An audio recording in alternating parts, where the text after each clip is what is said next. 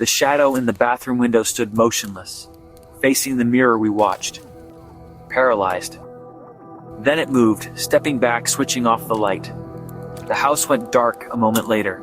The living room light came on, the curtains began to open slow and mechanical. The gap widened, revealing the room inside: couch, coffee table, empty pizza box.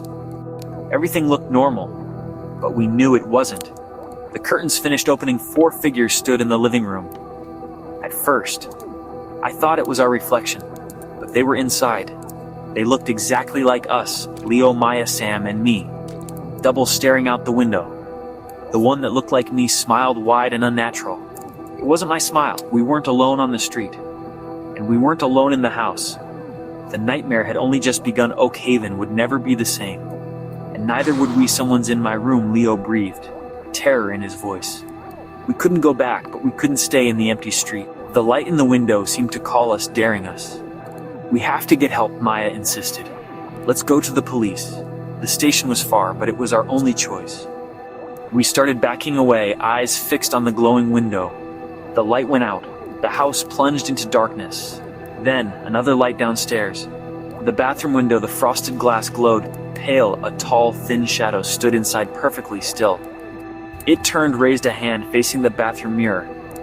The shadow leaned closer, inspecting its own reflection. As if seeing its face for the first time, a cold thought crept in. What if it was learning to be us? The idea was too horrible to believe, but I couldn't shake it. The house was alive with secrets, and we were part of them now. We stood on the corner, panting, confused. Had we imagined it all? Was it a trick of the light? The street was silent, every house dark. Oak Haven felt empty, like the world had vanished. Where is everyone? Maya whispered. She was right. No porch lights, no TVs, nothing. The whole town was holding its breath. Then, a noise from Leo's house. Upstairs, a loud bang. A light flickered on in Leo's bedroom window. We stared, mouths open. We were all outside. His parents were gone. No one else should be there. The light glowed, a watchful eye in the dark. We weren't imagining it. Something was in there, and it was waiting. The fear returned, sharper than before. We couldn't go back, but we couldn't stay here. The house was calling to us, daring us. We had to decide, run or face whatever was inside. The night felt endless, and the nightmare wasn't done. Only one option left: the back door. If we could run through the kitchen, unlock the door, and get outside, maybe we could escape. On 3, I whispered. Don't look at the window. Just run. Leo nodded. Maya squeezed my hand. Sam stared ahead. 1, 2, 3. We burst into the kitchen, feet pounding the floor. I kept my eyes on the back door. Leo fumbled with the locks.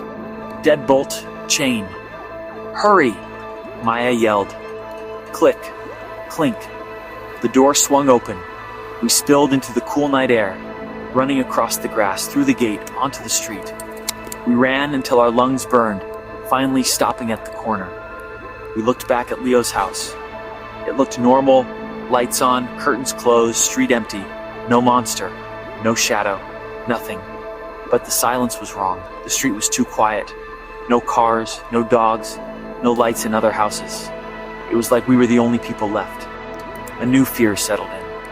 We had escaped the house, but not the nightmare. Something was still watching, and it wasn't over. We shuffled across the living room, eyes on the curtain window. The presence was still there, cold and heavy. We pressed against the wall, creeping toward the hallway. The kitchen was at the end, a small light above the sink. The landline phone was mounted on the wall. So close. Leo led, flashlight raised. Sam and Maya clung to me. Step. Squeak. Step. Squeak. Then, a scraping sound from outside. Fingernails dragging across glass. The kitchen window. The phone was right next to it. It knew what we were trying to do. The scraping continued, slow and deliberate. Scrape. Scrape. Leo whimpered. We can't go in there. He was right. To get the phone, we'd have to stand by the window. The scraping stopped. Silence. What was it doing now? Waiting? Watching? The plan was ruined. We were cut off, trapped between the front and back windows. No way to call for help. We were on our own and running out of places to hide. The fear was closing in. Minutes crawled by.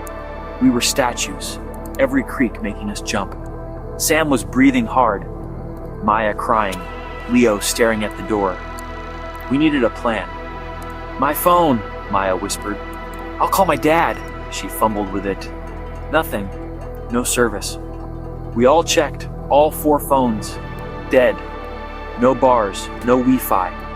"The landline," Leo said, eyes darting to the kitchen. But the kitchen was past the big window. None of us wanted to go near it, but we had no choice. "We all go together," he said. "Stick close. No one gets left behind." Maya nodded. Sam straightened. Leo grabbed a heavy flashlight. We huddled, a frightened team. Our mission: get to the kitchen and call for help. It sounded simple, felt impossible. The house felt like a maze of danger. Every shadow was a threat. We moved as one, hearts pounding. The plan was our only hope. We had to try. We couldn't let fear win. We took a deep breath, and we moved toward the kitchen and whatever waited for us. Sam scrambled backward, standing by the bushes. I couldn't see anything, but Sam's terror was real. Leo grabbed the remote for the curtains, hands shaking. "Close them.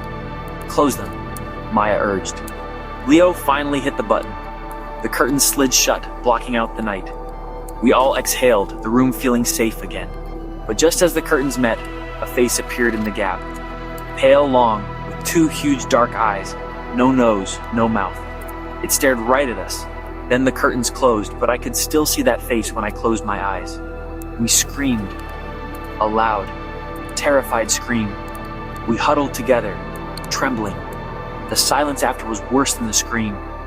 The clock ticked, mocking us. We didn't dare move. We listened for any sound.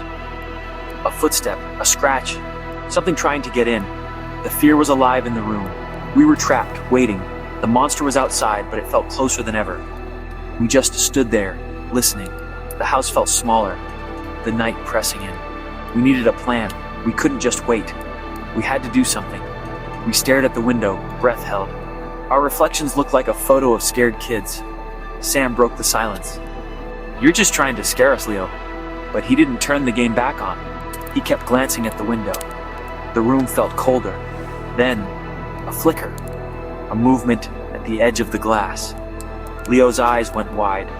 Maya grabbed my arm, nails digging in. A shadow.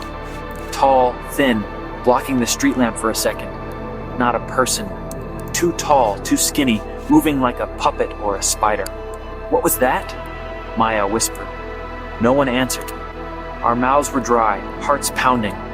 The shadow was gone, but the fear stayed. We weren't just bored kids anymore. We were trapped. Sam crept toward the window. "Sam, don't," Maya hissed.